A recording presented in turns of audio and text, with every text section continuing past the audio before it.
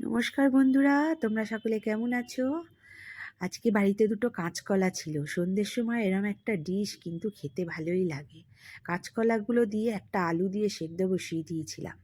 এবারে কাঁচকলার খোসাটা আলাদা করে নিয়ে টমেটো, আদা, রসুন দিয়ে প্রথমে বেটে আলাদা করে নিলাম। আর এদিকে দেখো নিয়ে নিয়েছি কাঁচকলার সাথে আলু। এগুলো হাত দিয়ে ভালো করে একটুখানি মেখে নেবো। একটুখানি এইভাবে ম্যাশ করে নিলাম।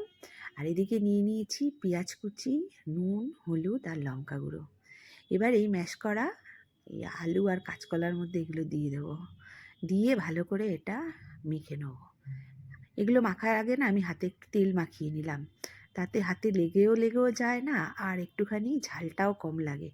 কারণ এগুলো ভালো করে মাখলে না হাতে খুব ঝাল লাগে। এবার এর মধ্যে দিয়ে দিলাম আমি বেটে রাখা কাঁচকলার এই খোসাটা।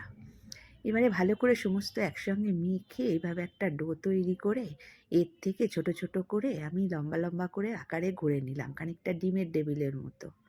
এবার নিয়ে নিয়েছি একটু ময়দাটাকে একটু জল দিয়ে গুলে এবার একটা একটা করে এইভাবে ডিমের টেবিলের মতো দেখো দেখতে লাগছে, এইভাবে দিয়ে বিস্কুটগুলোর মধ্যে কোট করে নেবো।